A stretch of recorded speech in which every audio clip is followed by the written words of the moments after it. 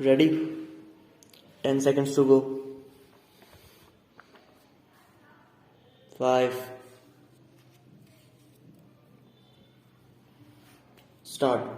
Madam, I should like to refer to some of the votes on this bill, particularly vote number 50 regarding the Ministry of Home Affairs.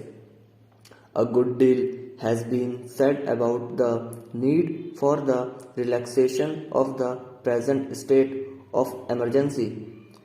I would not be one of those who would like to weaken the defense effort of the government, and I think that the time has come, in view of our experience of the proclamation of the emergency, for us to think in terms of amending the constitution, increasing the powers of the union government in respect of the control of the economic life of this country. This should be a part of our regular constitutional framework. What I should like to see is the incorporation of a large number of provisions of the Defence of India Act in the constitutional powers which the Union government enjoys at present, particularly those powers relating to the economic life of the community. I am not very happy at the large number of persons who have been detained in jail, and in view of the general relaxation of conditions on the border, I think that the time has come for government to release all persons unconditionally. At present, by-elections are being held in various states, and it means that the Election Commission as well as the Government of India have come to accept the position that the conditions are so far improved that the ordinary democratic processes can function. If that is the case, there is no need whatever for the detention of persons in jail on account of the emergency. What I should like to recommend to the government is that, bearing the provisions that they have in respect of the control of the economic life of the community, they should allow normal conditions to return. Now I should like to refer to vote number 9 on the defense services.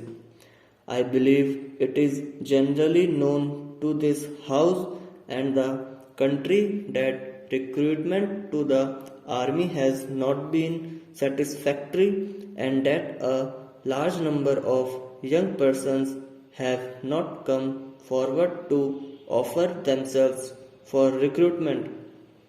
There have been pockets of grievances in many states that persons who could not answer in English at the interview have been rejected, and a deputation waited on the Prime Minister to urge upon him the need for review of cases of rejection.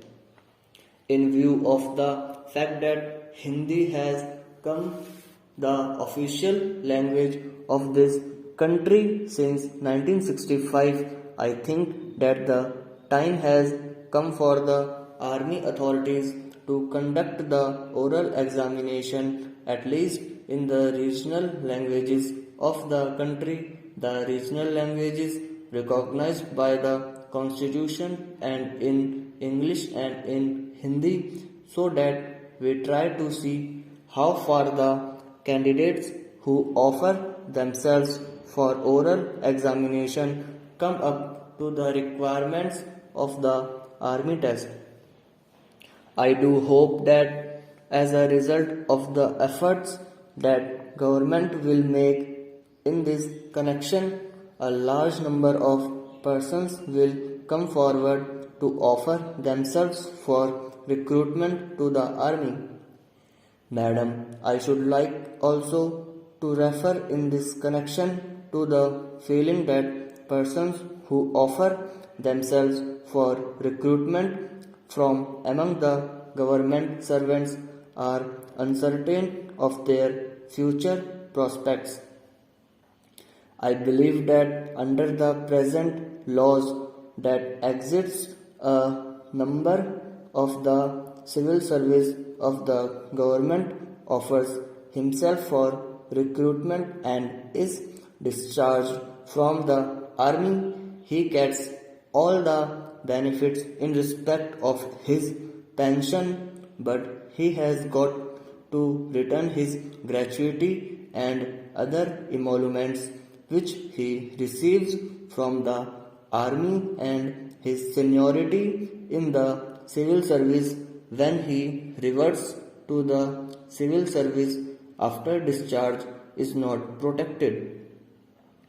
On that ground, a large number of persons who are civilian employees of the government are not prepared to offer themselves for recruitment to the army.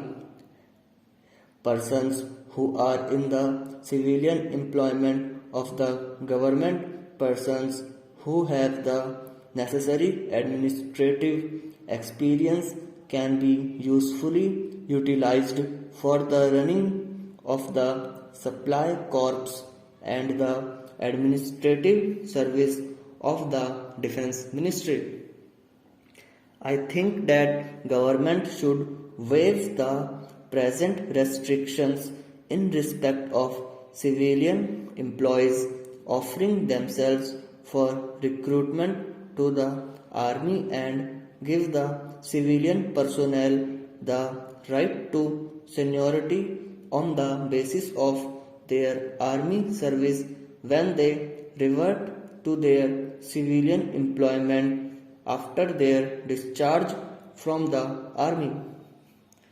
I hope that the defense minister will look into the matter. I would also like to refer to the general feeling of disquiet that is there in this country about defense expenditure.